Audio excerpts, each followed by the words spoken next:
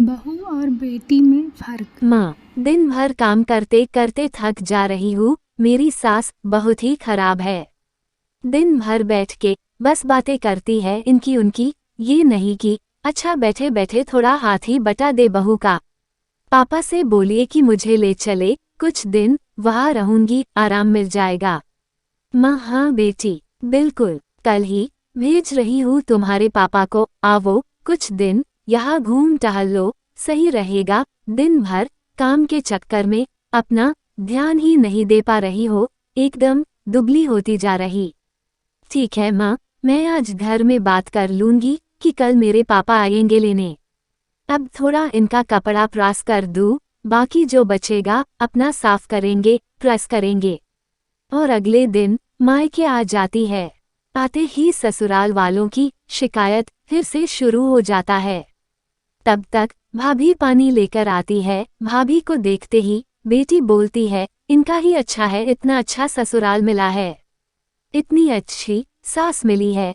तब तक माँ बोलती है, और नहीं तो क्या, हम बेटी बहू में कोई अंतर नहीं करते, मेरे लिए जैसे बेटी वैसे बहू।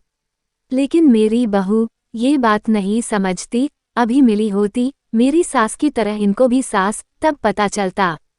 उसके बाद माँ अपनी सास की बुराई चालू कर देती है और बहू बैठ के सबकी बातें सुन रही होती है। 2-4 दिन बीतता है कि बहू की तबीयत खराब हो जाती है।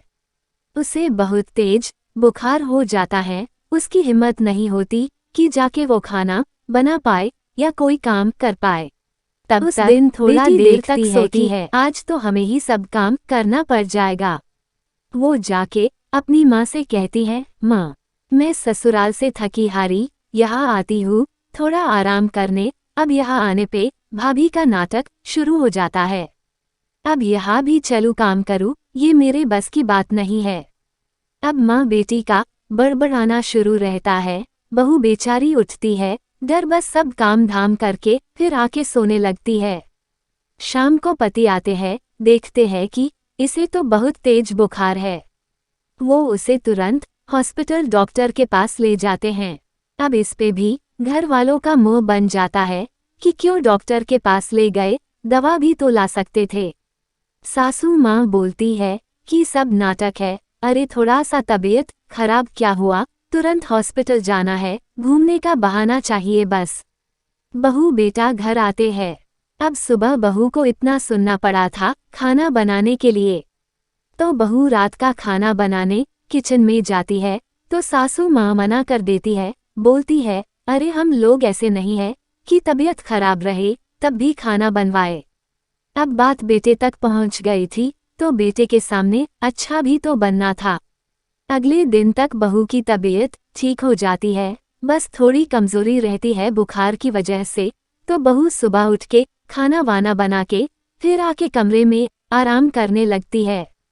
अब बेटी बोलती है, माँ दिन भर भाभी ऐसे सोती रहती है, आप कैसे सहती है ये सब।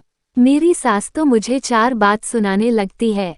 माँ बोलती है, अब क्या करे, सहना पड़ता है। अच्छा कर्म की थी जो मुझ जैसा सास पाई, वरना एक दिन भी बसर नहीं होता।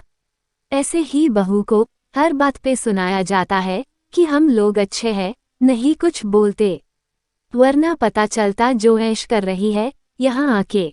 कभी सास सुनाती है तो कभी देवर, कभी नंद, यहाँ तक कि इतना अच्छाई का पर्दा लगाए रहते हैं लोग कि पति भी उन्हीं लोगों के फेवर में रहते हैं।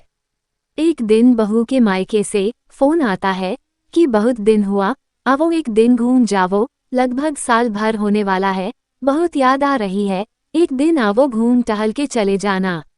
बहू देखती है कि सभी लोग बैठे हैं, अच्छा अवसर जान के जाती है, चर्चा करती है कि माँ बुला रही, कहिए तो चली जावो एक दिन।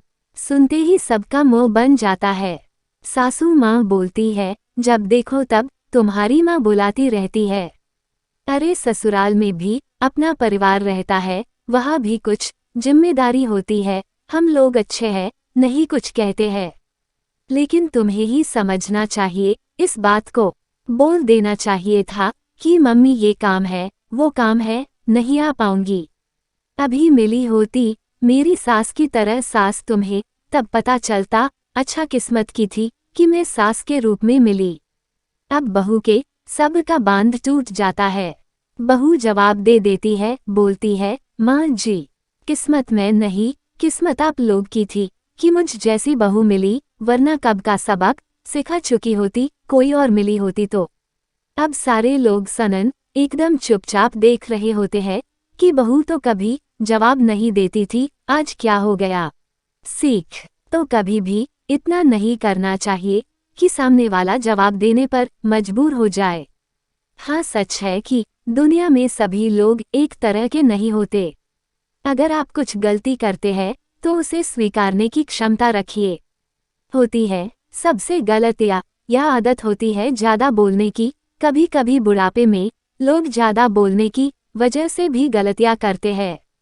तो आप उसे समझिए कि हाँ, हम ये गलती करते हैं, हम में ये कमी है, और 4 लोगों के सामने ये बोल दीजिए कि मैं किस्मत की थी जो मेरी ऐसी बहू मिली जो इतना करती है, कभी जवाब नहीं देती।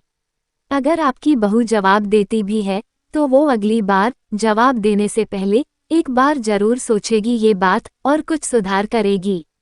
परंतु अगर आप उसका सब किया धरा पानी कर देंगी और खुद को ही बेहतर बोलती रहेंगी तो बहुत ज़्यादा दिन नहीं लगेगा कि उसका सब्र खत्म हो जाएगा और आप सबको अपना ही घर काटने को दौड़ेगा ऐसा लगेगा।